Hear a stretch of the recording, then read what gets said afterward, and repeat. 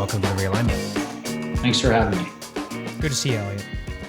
Elliot, what's great about speaking with you right now is oftentimes when a book has a co-author, there's the big name who's doing his thing, and then there's a person who's just doing the prose and everything that. But what I really appreciate about this is that, from my opinion, you have just as much of an interesting background in the context of 2034 as Admiral Stavridis did. So we would love to follow up with you here on the themes of the book, how your background brought the perspective of the work. So thanks for joining us. Yeah, thanks for having me.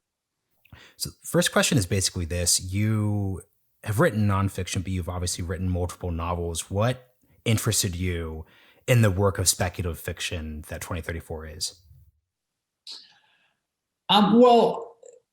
This book sort of first came to me as a proposal from my editor at Penguin Press to work with Jim. And, Jim and I had known each other for 10 years.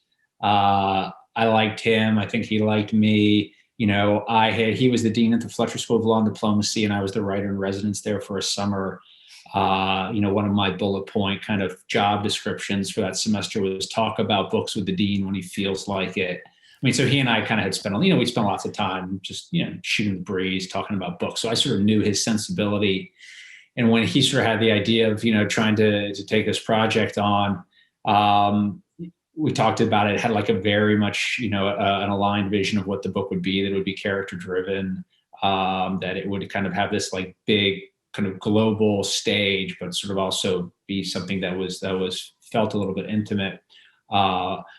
So I was just sort of, that excited me about the project. So the combination of all those things made it seem like something that was worth doing. And I think specifically with a novel, people remember, like you remember characters, the books I enjoy the most, the characters, they're the ones that stick with me, long after I've finished that book. And so the challenge of trying to make a character driven story around something that was dealing with these really big geopolitical themes seemed like a worthwhile one.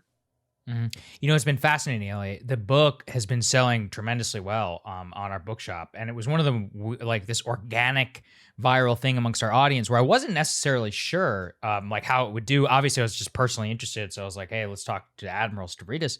And part of the reason I wanted to talk to you as well is just your background. So you're actually talking to us on a pretty momentous day. President Biden announced today that we're going to be withdrawing all U.S. troops from Afghanistan by September 11th, 2021. You've written extensively about your own personal experience, in terms of Iraq and your own service. So I'm curious, both in the context of the book and your own story, how, if this is to be the cap of the forever wars, a 20-year period, in the world of 2034, how do you think about the legacy of those wars as we move towards something completely different? Because I don't know what military experience is coming next, but I just know it's probably not going to look like the U.S. military experience in Iraq and Afghanistan. Or maybe you completely disagree, and I'm curious for your thoughts. First of all, I think it's interesting. I think, yes, today is a momentous day, although I feel like the cynical vet in me would be remiss if I didn't say like, oh yeah, I've heard that story before. Listen, trust me. Yeah. Like define troops. Right. Yeah, right. 1,000 contractors. Don't look over there. Yeah. Guys who wear uniforms but are not troops. Like, so right. Yeah. That would be the case. Every American who takes a paycheck from the U.S. government I will assure you, is not going to be out of Afghanistan by September of next year. We can debate whether or not they're troops. So, but listen, I say all that tongue in cheek. Clearly we're sort of on the far side. Hopefully this isn't a 40-year war. We're only approaching the halfway point. But it also gets these questions of what is the nature of modern war?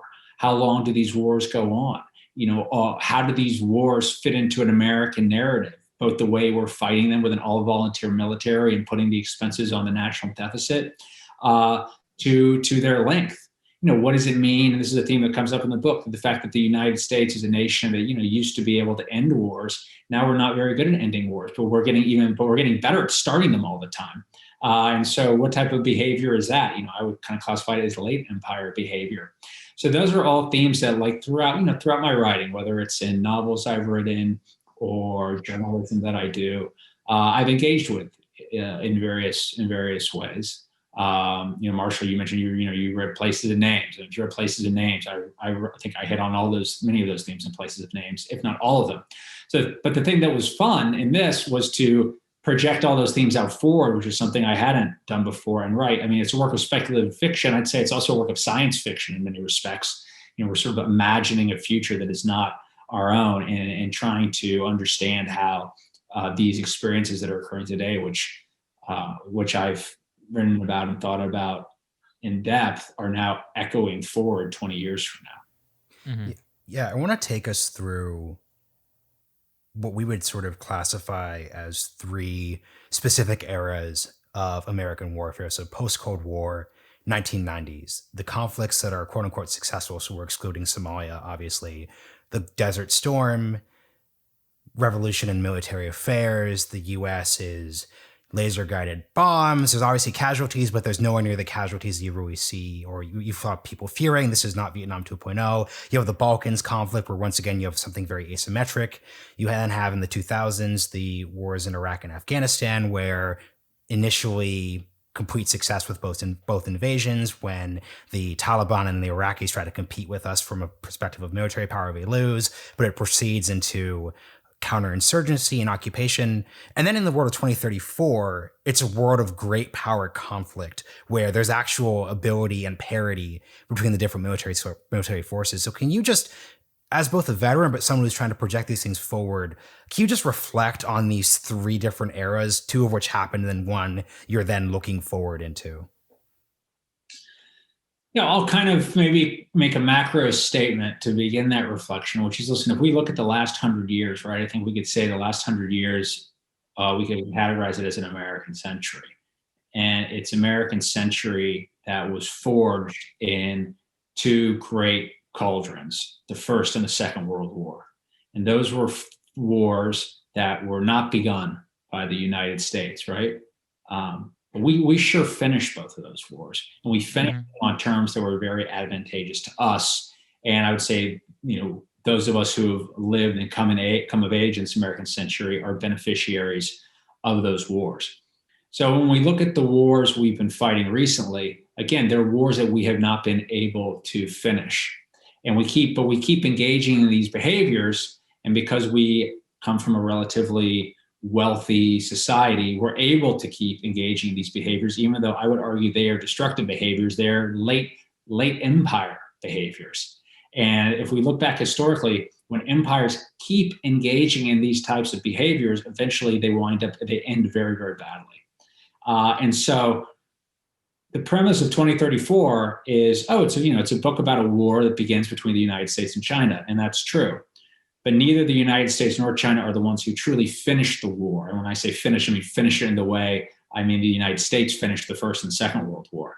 I won't give the book away, but there's another third party who is able to finish and take advantage of the geopolitical reordering post 2034. So I think it's important to be mindful of that.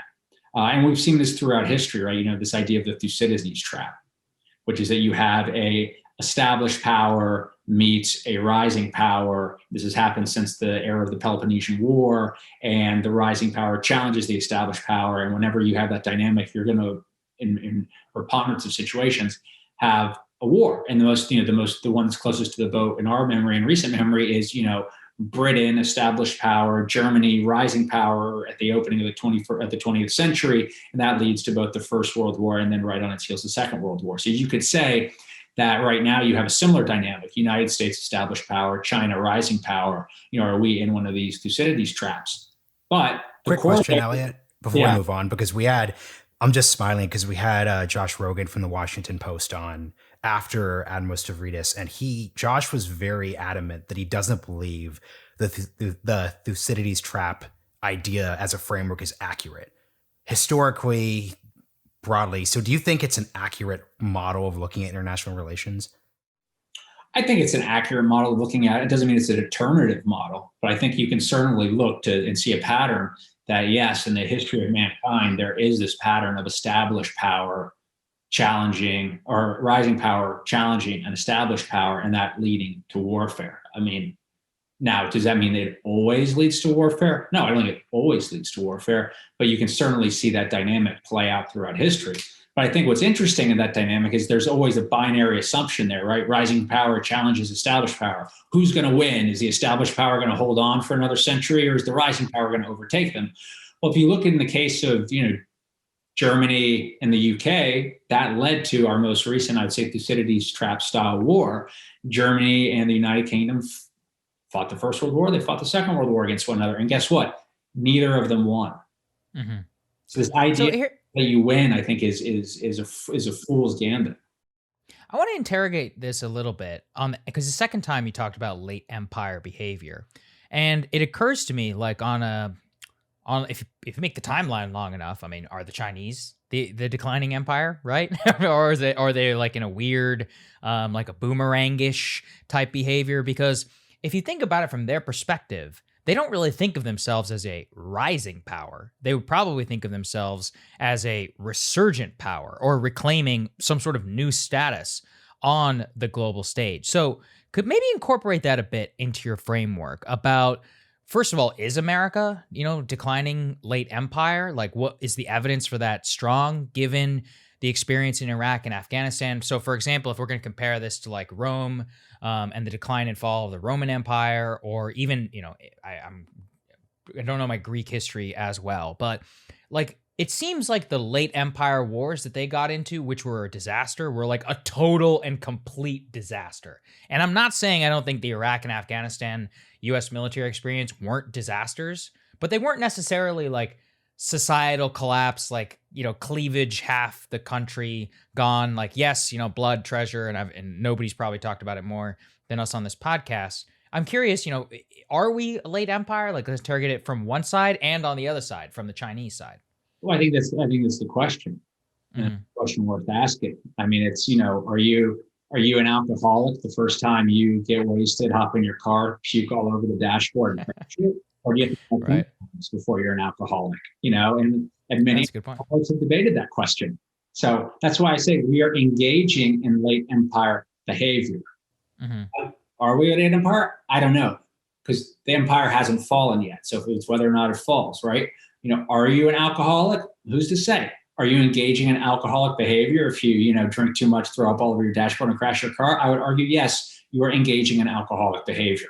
So I think when we, fight a war for 20 years, that particularly in the last, 15 years of it, doesn't really seem to have a purpose that our policymakers can clearly articulate to the American people.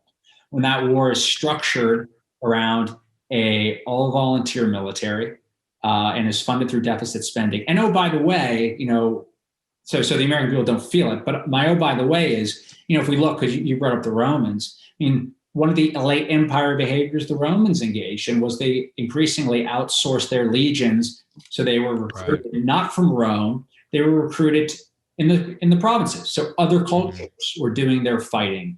Gallic cultures, Spanish cultures, the people who are from the sort of furthest reaches of the Roman Empire. Well, now what we do with our all-volunteer military is we're really recruiting our military from a subculture of American life, where increasingly there's this vast civil military divide. People in the military have a very different culture than sort of broader facets of U.S. American culture. And I would argue, that is a similar late empire style behavior. So these are all things that concern me.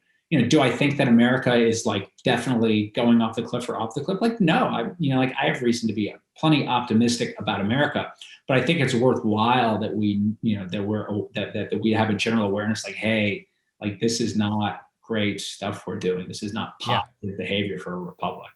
Absolutely. That is the understatement of our entire podcast history. Here's the question then, given you've written about the impact of the draft going away and like the nature of the culture of the military, you're just making this point about class divides within the military. This wasn't discussed as much in 2034, but without spoilers, of course, serious conflict between the US and China. How do you think the military culture we have today really runs up against the space? So for example, if we're talking about Pearl Harbor, if we're talking about World War One, those were obviously not only different American societies, but different American military cultures. How do you think the status quo military culture runs up to an actual great power conflict with serious casualties? I think you hit on the serious casualties. So that's the biggest thing right there. Our military, as it's designed today, is not designed to fight a war in which there are going to be serious casualties. I.e., we're going to need a military that's bigger than the current active duty military that we have today. What we have today is a military that's very well engineered to fight forever wars. And that, again, it comes from a subculture. It's an all volunteer force, and it is resourced not through a war tax, but through the type of deficit spending that citizens don't feel in their pocketbooks. So these wars kind of, they net politically neutral. I mean, I think it's worth remembering that every war the United States has fought since our revolution has had to have a construct built around it to sustain it, right? I mean, remember Thomas Paine's, common sense. These are the times that try men's souls. I mean, George Washington was literally reading that to his troops before they crossed the Delaware. And it was quite literal. These are the times that try men's souls, meaning, hey guys, I know your enlistments are up right now and you want to go home for Christmas, but please, if you give me 2 more weeks, we're going to go kick the crap out of the British across the Delaware River, and this will all be worth it. And some of them stuck around, some of them didn't. To our Civil War, right? Our Civil War, the first income tax we see in this country and the first draft we ever see were created to sustain our Civil War, which, oh, by the way, weren't particularly popular. I know we all know about the draft riots in New York City in 1863. Okay, to Second World War, national mobilization. We all know about that, or the Vietnam War, which was characterized by a very unpopular draft that ultimately was catalytic in ending that war. To our wars today, a forever war, created and sustained through an all-volunteer military and deficit spending. I mean, it's the reason these wars have gone on now for 20 years is not because we haven't been able to find the right battlefield alchemy in Iraq and Afghanistan. I would argue we haven't been able to do that, but they've gone on this long because there's just been no domestic political will to end it. Yeah, it's fascinating because covering this, I realized sometime around like 2015, 16 or so, I was like, oh, as long as like 20, and this sounds very callous, but like this is basically the calculus I think that was made in the Pentagon and by political leaders. They're like, as long as it's only like you lose like 25 guys a year in Afghanistan, most people just don't care. And that's actually like deeply sad and troubling. And it's like you said, which is that in an increasingly bifurcated civil military relations country, one of the most fascinating studies I read from 2017 was actually that controlling for everything, so basically like age, gender, etc., counties where there were increased military casualties, as in actual deaths in Iraq and Afghanistan, actually swung towards Trump in a very statistically significant way, which I was really interested by. And I think it's, very much could have something to do with his message there. So on the domestic political construct, I've been thinking a long time about how exactly those two things interact. I'm curious from your perspective, where can the current construct of the military incorporate domestic political concerns? Because I think something that's been very frustrating to me, and just, for my background, like I went to Georgetown, got my master's there in security studies. I met a lot of people who are now working in the U.S. State Department and high-level officials in the Pentagon. I covered the Pentagon as a journalist. It was always so frustrating to me that I felt as if there was this like doctrine of like, this is like we know and we know better, that was totally and completely divorced from domestic political considerations. Is that a result of the all volunteer military and kind of an elitization, that's not a word, of the military and the Pentagon, etc.? I'm curious for your reflections on that. Yeah, I'll give an answer and let me know if it hits the question. First of all, I think it's very concerning, and the founding fathers knew this, that they knew intuitively in their bones that, like, first of all, dysfunctional internal politics combined with extremely large, well-equipped, well-trained professional military, it doesn't end well in republics historically. Like that doesn't usually have a happy ending in democratic republics. And that's exactly the construct we're sitting with today. So yes, like that does very much concern me.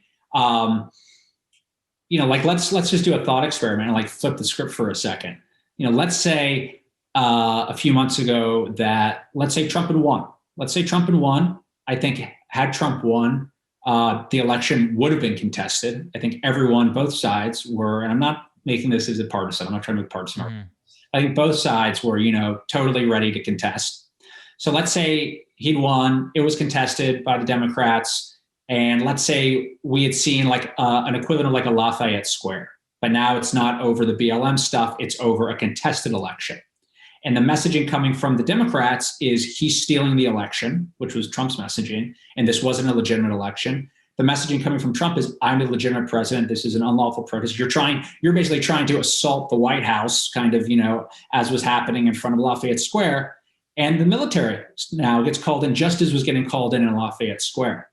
And so now you've got uniformed service members standing at the barricades. The messaging they're getting from the chief executive is, law and order needs to be established. I'm the president of the United States. And the messaging they're getting from a whole other class of political leaders is this person is not the legitimate president of the United States. Ergo, his orders as the commander in chief should be coming into question right now. And so I'm not saying either side. So you're basically going to put a whole bunch of military leaders, and I'm not even talking about like 4-star generals, lieutenant colonels who are in command of a battalion, in this position of, so choose, whose orders are you going to follow? Are his orders legitimate? And I worked as a journalist. I covered the war in Syria. And one of the things in Syria, the moment where you really saw that conflict, I'm not saying we're Syria, but just as a paradigm, where you really saw that go off the rails was when the military started defecting. Because the problem is when the military says, okay, you know what? Like, you're right, side X or side Y. I'm with you now. It's not just like the one battalion commander's like, okay, I'm going to pick up my picket sign. He says, you know what? I'm with you. And by the way, I've got 4 tanks here. Where do you want them? And that's when things go completely out of control. Now, I'm not saying that's what was going to happen, but, we should just, again, if we live in a republic, like we should stop and take a minute and ask ourselves, what is the cost of what I think is a very real civil military divide? And I'll just give you a number that should, I think, give everyone a little bit of pause in this respect. And this just came out earlier in the week. In the Marine Corps, 40% of active duty Marines, all of whom for a long time now have had access to the coronavirus vaccine, 40% have refused to take it. I saw that, yeah. Now, I'm not like casting judgment there, but I'm more just so showing like that to me is evidence that people are living in very divergent realities right now. It's alarm us all. Quick question on that. Is there an officer enlisted breakdown? I was going to say, comes to that? I bet you it's dramatic. Yeah, it's pretty dramatic. I mean, I can only speak anecdotally. Like I'd seen that, all of my peers who I was in the Marines with are now like battalion commanders. They're all leading units of kind of like about 1,000 Marines. And several months ago, a buddy of mine who remained nameless, who's a battalion commander, was sort of telling me anecdotally, like, yeah, we can all get it. I just got both my vaccines. None of my guys will take it. And I was talking to another friend of mine who I was in special operations with, and he is part of the he's part of a 14-man team and in the leadership of that team. And he said, of the 14 guys in that team, and these are special operators who are generally older, more mature, sophisticated guys who've had to pass rigorous selection courses to even get there. Of the 14 in the team, only 2 will take the vaccine. None of the others. Wow.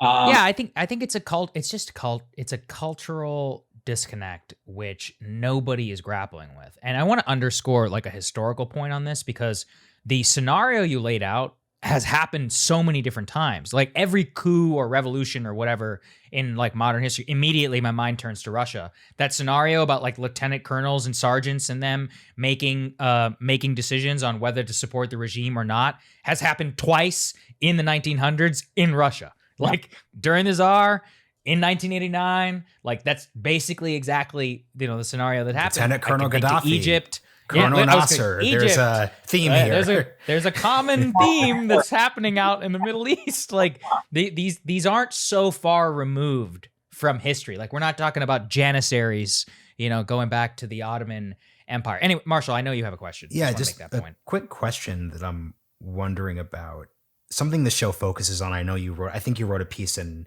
Time about this, just this idea of the hyper politicization of every single aspect of American society. I wonder how you think the military is handling that dynamic. So something that a lot of our right-leaning listeners were very exercised about a few months ago was, for example, Tucker Carlson, obviously Fox News host, was talking about the military's gender policies, especially related to transgender people.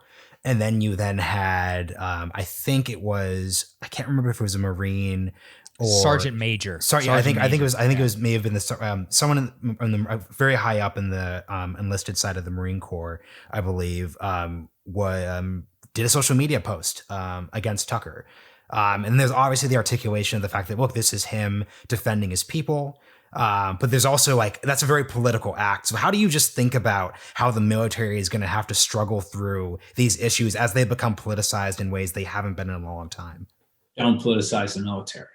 It's like a big fat loser for everybody. There's no way to successfully politicize the military and have it work out well for this country. I'm just sorry. There's no way to do it. If you say everyone has to choose a side, it's not like everyone chooses the same side in the military. You can't go there. You just can't. I mean, I know. If we politicize the U.S. military, I mean, it's going to make January 6th just look like a total warm-up act. I am truly concerned about that because there's no way to do it. Listen, if you look back to our own Civil War and you read first-person accounts of the professional military officers, in the March to Secession, up to and including Robert E. Lee, who many people forget, Lincoln's first choice to lead the Army of the Potomac was Robert E. Lee. And Lee basically said, to him, listen, I can't fight against my country. And in his mind, how they thought about it, his country was Virginia. So I have to choose my country. But it's very clear, that was not, at least in 1861, a choice he really wanted to make. It was just tore him apart and tore so many other people apart to make it on both sides. But if you force people and back them into a corner to say, hey, which way to, because probably everybody leans one way or another, but don't force people to lean all the way. And so I have just real concerns if this trend spills in and we politicize the military in the way we've seen every other facet of American life now politicized. It's totally corrosive. And the only problem with the military is you've got armored divisions and infantry battalions. And again, this just goes back to kind of what I was saying before. Late empire behavior. If you look at republics that have large standing militaries with totally dysfunctional politics at home, traditionally it does not end well. Mm-hmm. I want to pivot because we're on the particularly depressing end of the conversation without any clear solutions, deeper perspective, or anything like that. I want to talk about a couple of themes from the book that stuck out that I'm really curious to get your perspective on. So one, I'm asking you this both as a novelist, but also as a veteran, obviously. In the book, once again, not too many spoilers, a major plot point is the fact that much of America's vaunted technological superiority is used. I think this was in the Wired excerpt, so we can talk about it. So there's a scene where an F-35, obviously a very advanced, warplane, is effectively hijacked, and that's very important. Ghost Fleet, which was a book in 2015 by P.W. Singer and August Cole that we really enjoyed in this genre, also features something similar with F-35s also getting hacked. And then for the sci-fi nerds here, Battlestar Galactica 2003, huge plot point is the most advanced Viper Mark 7s are taken out by the Cylons and they have to go back to 40-year-old tech. So we've now seen, at least in our literary imagination, this idea that our weapons and our technology will be used against us. So I don't think anyone in the Pentagon should be surprised in 2034 or something like that happens. How do you as a novelist think of themes and cliches and things like that, right? So in the sense that it shouldn't be a surprise that an F-35 could get hacked. If you kind of get where I'm trying to articulate this the right way, but if we're sitting in 2034, what Pentagon planner should be totally surprised by the possibility that could happen? Because in all of these books and all these different novels in the TV series, it's always a surprise. So what do you just think about that? if we're talking about something like that now. Yeah, I mean, I'll do you one better. St. Crispian's Day, 1415, France. King Henry V leads out his like scraggly British army that's poorly equipped, not many heavily armored knights, but they do have these newfangled longbows that are really effective. And the cream of the French army has marched out onto the field, heavily armored knights, the most advanced technology you can imagine. And they are just going to slaughter the English. And the only thing standing between them is this, one kind of rain the night before, a muddy patch of earth.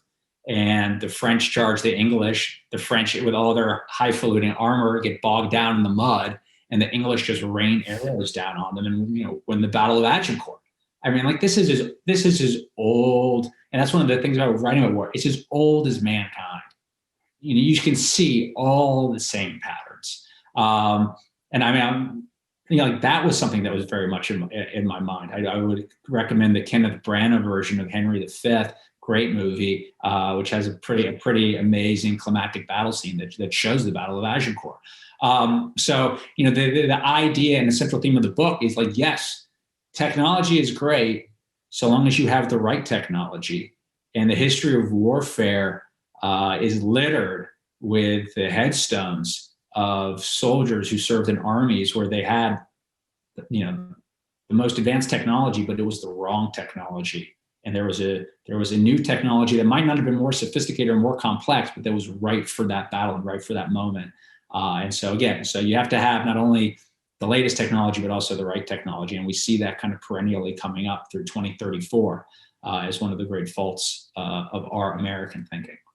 Yeah, I'm also thinking of is it the Ottoman siege of Vienna, where like it was really rainy, and that was the only reason they couldn't bring their big cannons, which they almost certainly would have defeated Vienna. Like, and people are always like retconning this because it would have meant that you would have had like an Ottoman presence all the way up in Austria, which would have, could have rebalanced Europe and all of that. I'm really enjoying a lot of the references here. One of the other constants in warfare is that it's like you said, the technology that is supposed to be groundbreaking never ends up but some sort of technology does end up groundbreaking. So, for example, within World War I, basically a lot of people will go back and say the script for World War I was written right there in 1865 at the end of the American Civil War in terms of entrenchments, in terms of artillery and all of that, but it was not predicted whatsoever, and the planners themselves didn't plan for it. When you were writing the book, how are you thinking of it from that perspective? As in, like Marshall's saying, it's almost cliche to say at this point, the F-35 is going to crash. I mean, as far as I know, like naval cadets are now relearning how to navigate by stars in order to combat the idea of like a Chinese EMP weapon or anybody's EMP weapon, which would wipe out people's electronics so they can navigate again on the open seas like in the 1700s. But some sort of technology will make the difference if we were to have a conflict with China. How did you just think about it from that perspective as a historian yourself of warfare? It's adaptability. I mean, I don't know if you guys are familiar with the military theorist William Boyd, who coined the phrase OODA loop. Yeah. Observe, orient, decide, act, right? So observe, this is what they're doing. Orient yourself. Okay, this is what it means. I'm deciding this is how I'm going to respond, and then I act on my response. It's about your OODA loop. You've got to, okay, my technology's been wiped out. What do I have at my disposal? I can navigate by the stars. That's okay. But I can also cobble together this other technology that seems like it's still going to work. I make a decision how to employ it, and then I act. So, it's not a no technology book. It's just a book where you see people kind of trapped in this OODA loop of warfare. And then I would also put that, so much of warfare too, so much of this, what you see playing out time and time again in wars is kind of technology meeting culture and the two not matching up. So, you brought up the Civil War, and as we all know, like the Civil War was fought really up until like the very, very end with Napoleonic era tactics, because culture was still this cult of the offense. And that culture was well suited to battles in which you fire smoothbore muskets, which have a maximum effective range of about like 60 to 80 yards. So, you get within 60 to 80 yards, you fire one volley, then you charge and you settle it with a bayonet. Civil War, the maximum effective range of a rifled musket, so new technology rifling, now takes that to like 250 yards. So you're firing those volleys at each other for like ever before you even get into bayonet range. And the mini ball, I believe, was also more deadly. Well, like the mini ball was the rifled, was the ball that allows for that accuracy. So, you know, but they didn't understand this new technology. So they had like the old culture with the new technology, and it was totally devastating. And you see the same thing in the First World War. So again, in 2034, you know, I would assume, because, you know, we're humans and we keep doing the same dumb stuff over and over again. And in this next war, you're going to have a similar mismatch of culture with technology. And we have a culture right now that, for better or worse, oftentimes worships technology at the expense of really understanding what it can do for us, but also kind of sometimes what it can't do for us. And so how does that culture mesh with the type of war we're going to fight? And, you know, we see at moments like the gears kind of grinding against each other in 2034. You know, the culture point is fascinating, because if you're looking at the type of conflict that you're describing in 2034, it's much more of a Cold War era conflict in the sense that there's military parity. This isn't the Taliban and the remnants of Al-Qaeda running into the mountains after September 11th. This is aircraft carriers, 6th generation fighter planes, et cetera, et cetera, et cetera. That being said, the military brass who would be in charge of this conflict would be a set of folks who came of age or who really earned their stars during these forever war conflicts. So that's part of the dynamic on the US side. And then on the Chinese side, I think it's fascinating that the Chinese really haven't fought wars in a very long time. And the last time they did fight a war, they actually, I think, lost to Vietnam, technically speaking, which is a weird end of the 1970s bookend to the way the Vietnam War ends. Yeah. What? There was that thing with India. Well, no, but I mean like an actual, I don't just mean like a conflict. I mean an actual full-on like nation-to-nation conflict. So how do you think of the Chinese, the People's Liberation Army? How do you think of them as an actor, as an institution? We've focused on the U.S. side so much here. I think it's interesting. I mean, listen, we have fought a war with China. I mean, we essentially fought a war with, we did fight a war with China on the Korean Peninsula in the 1950s. So we do have that as a touch point. But I think, what you see in the book vis-a-vis a Chinese is sort of the Chinese characters are feeling that they have superiority in their ability to long-range plan, to be deliberate in a way that the United States cannot. And you see that manifest in the characters. But then you also see how the Chinese system in the book reacts to battlefield defeats and how it turns inward on itself in a way that the American system does not.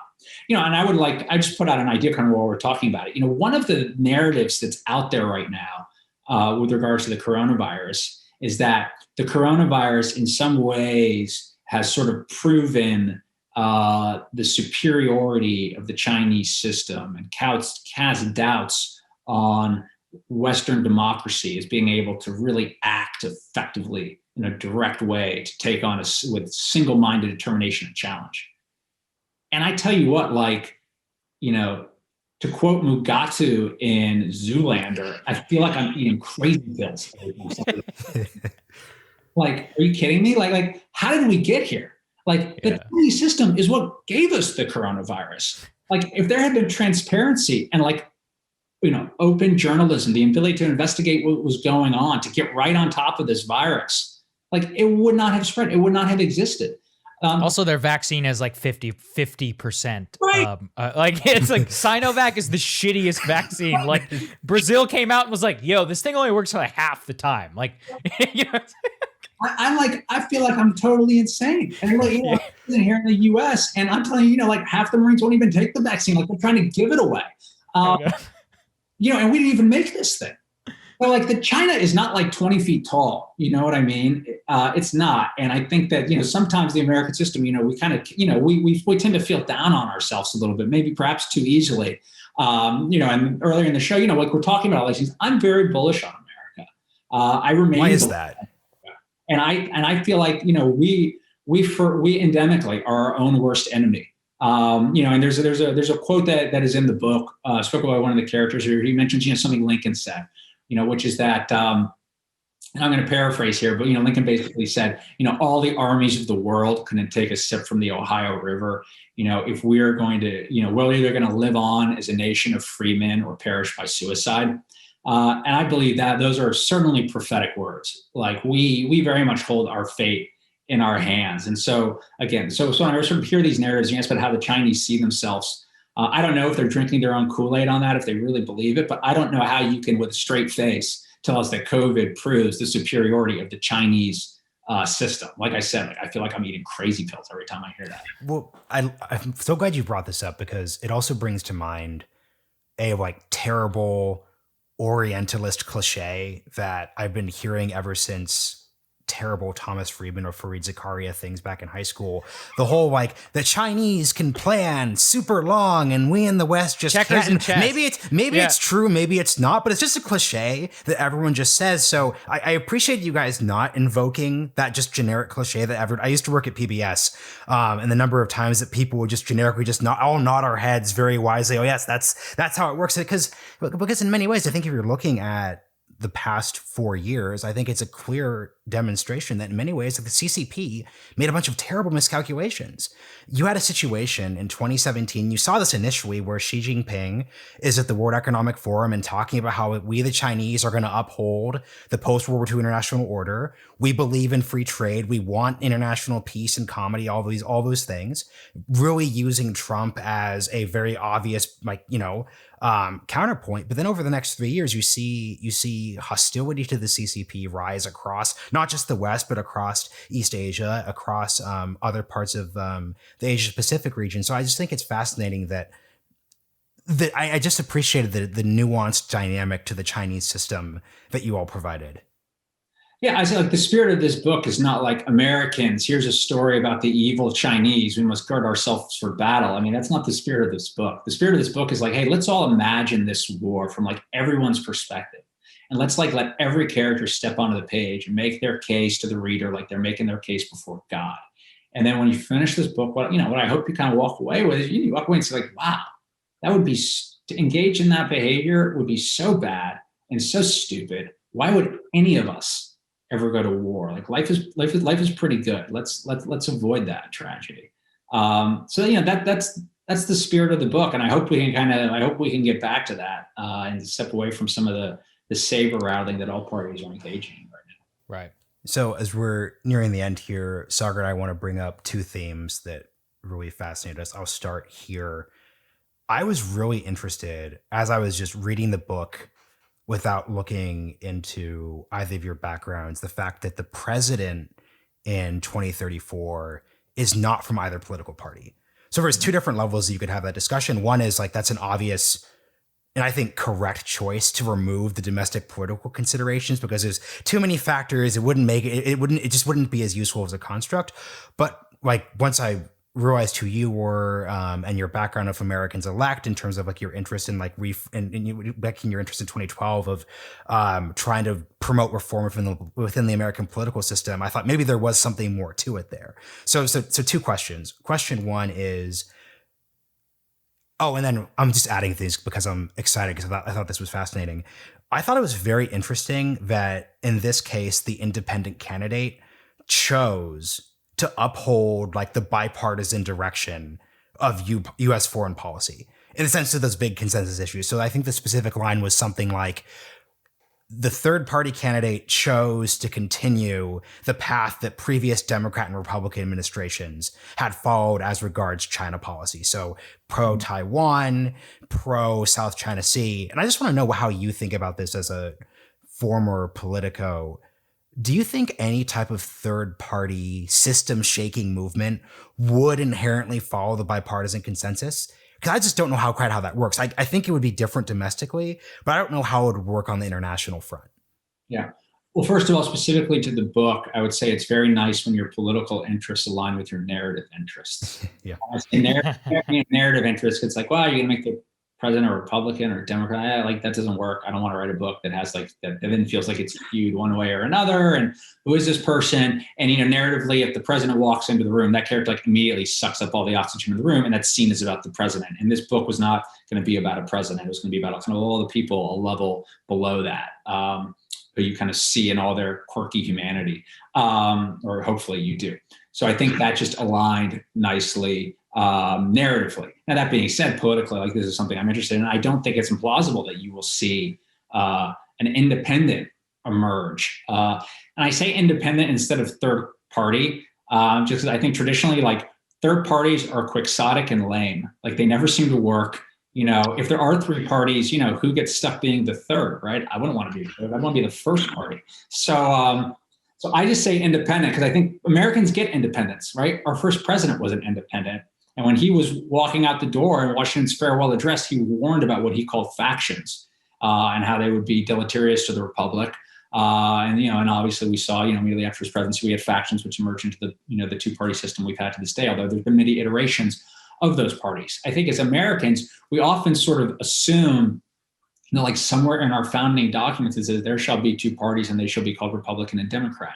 And obviously that is not the case. Our system has evolved, and increasingly, for a whole variety of reasons, we could probably do a whole nother podcast on, the classic constructs of, the RNC and the DNC as institutions have become increasingly less powerful, particularly with regards to fundraising post Citizens United, and particularly, in a media climate, where we've seen you don't need them to be, and they just frankly aren't the gatekeepers they once were. I would argue that frankly, the first politically independent president that we've had in a long time was Donald Trump.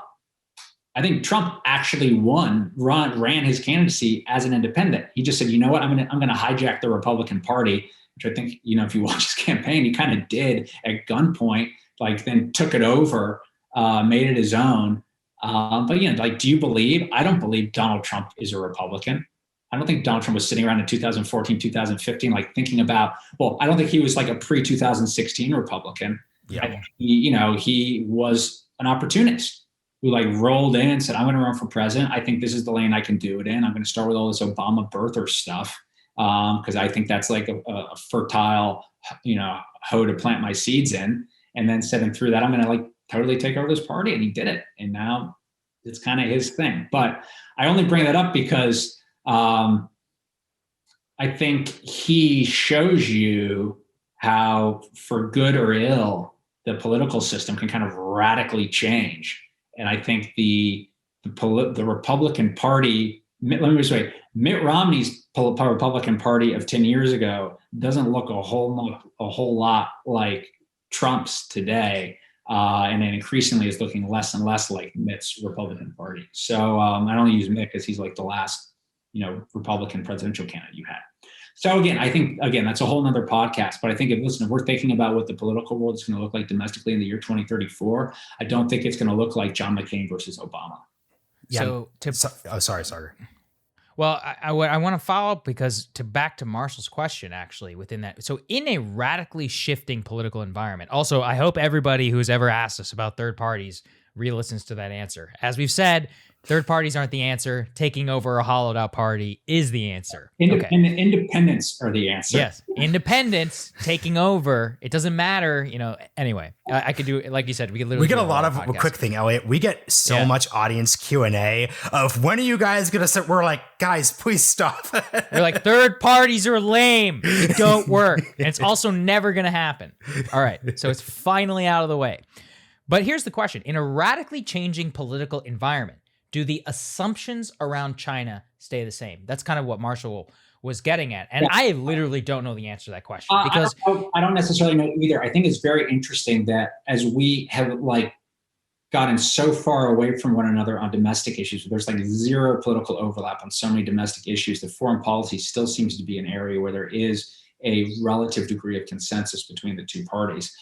Part of that, I think, is because the wars have been sort of taken off the books for all the reason we just discussed, how they've sort of been constructed. Like most Americans, or at least a critical mass of Americans, don't feel them in the way they feel other issues, whether it's, climate or, abortion or immigration, you name it. people don't feel so violently, intensely about our foreign policy. I mean, obviously that hasn't always been the case. Go back to the 1960s when it was, an incredibly hot button issue. And I think it could change again. In 2034, it has not changed in the novel significantly, and that I think is why you see a continuation of policy. Yeah, and just a quick comment, and then Sagar, throw the casualties question, and then we'll wrap. But I'm just thinking a lot about your invocation of Trump as the first independent, because it gets to the theme of what we're talking about, which is that in many ways, he's obviously very hostile and hawkish on China, but in many ways, he's also very hostile to the world order that sums up a lot of this. So my favorite part of the books, frankly, with your characters, especially Wedge, by the way, was him reflecting on Wedge's a fighter pilot in the book. Him just reflecting on knowing that the world that his grandfather and his father, the world that they had come up in, was just gone, and it wasn't quite clear what the next one was, but just the awareness of that. And in many ways, that's what a version of Trump is going. So I think that was just really poignant, and I really appreciate that part of the book, because I think it spoke to a feeling that people clearly have. No, absolutely. Yeah. And go ahead, Elliot. You can comment on that. No, I would just offer, like, just sort of from just as like one kind of like Rorschach testy thing with the word independent, like, and tell me if I'm projecting here, guys. If I am, fair enough, and I apologize. Like, I can sense you guys don't like saying Trump was the first independent president. Like, it catches in your throat maybe a little bit. But hold on, before you tell me if I'm right or wrong, I only bring that up in the context of, I think as Americans, we have positive connotations with the words independent or independence. Like, we like that word. That's a good word, so that's when I say like third parties or land, like independence, like, I think we want our politicians to be independent and to have sort of an agenda that is just not the party's agenda, which goes back to this idea that I think core to our DNA is actually the fact that we are not people who just sift into parties, right? We're America. We're kind of founded on this idea, these Enlightenment ideas of the individual being sort of the central unit that the state is built around to protect. So anyways, I'm not projecting that onto you, and maybe it's not you guys, but often when I say a lot, I've said before, like, I think Trump is like probably the first independent president. Like, people kind of like spit up their drinks. They're nauseating on it. No. We've actually talked about it a fair amount here on the podcast, specifically to that point about well, here's the question. Was Trump not a Republican, or were the Republicans not Republicans? Because it turns out Republican voters love Trump. So it's like, did he actually know them better than they knew themselves? I actually probably think that's politicians love power. They're not anything. They want power. However they get it, they want power. I mean, those are just my views. But Marshall, I didn't totally answer your question with regards to Wedge, but yes, Wedge as a character is sort of this throwback to 20th century kind of America's 20th century sense of itself. And you were right, his great-grandfather is also a fighter pilot who flew with Pappy Boynton, a famous Marine fighter race in the South Pacific. And so much of Wedge's journey in the book, without giving too much away, is trying to situate, like, what place, if any, does that sort of old American kind of figure have in this 21st century?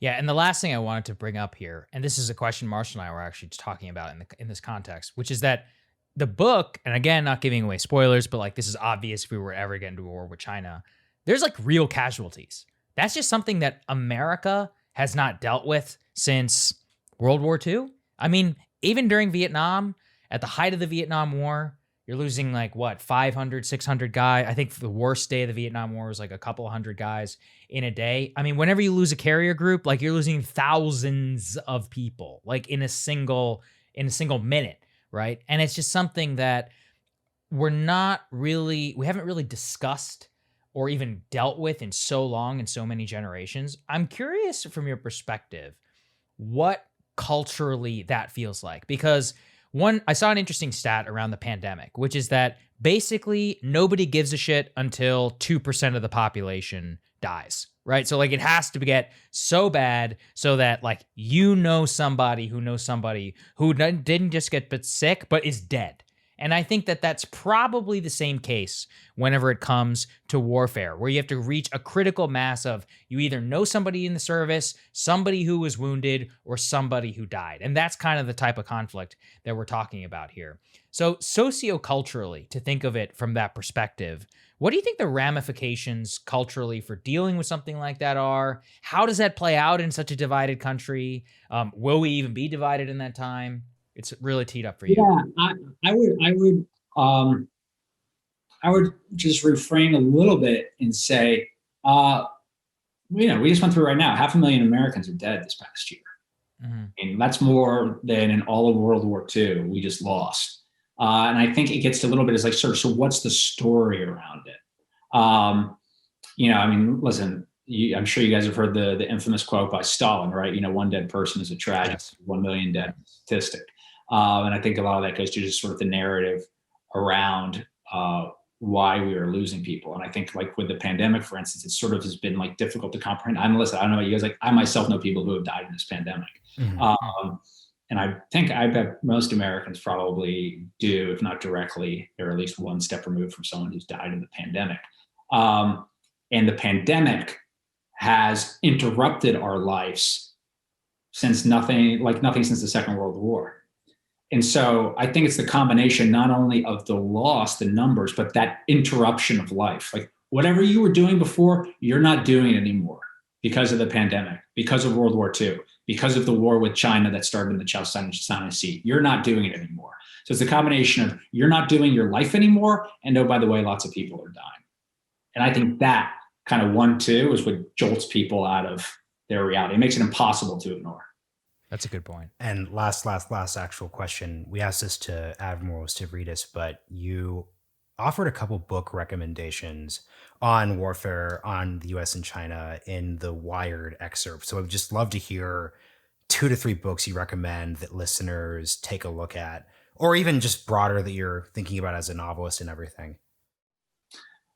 Oh man, it's always tough. I'll just tell you what I'm reading now. Just go for it. Spit it out. I just sort of read like with nothing. I'm actually looking underneath my laptop, which my 2 books are propped up right now. So I'm reading the Selected Poems of Frederick Seidel. I always think it's helpful to be reading poetry. I just recently finished Parade's End by Ford Maddox Ford, which is sort of like a classic novel of the First World War.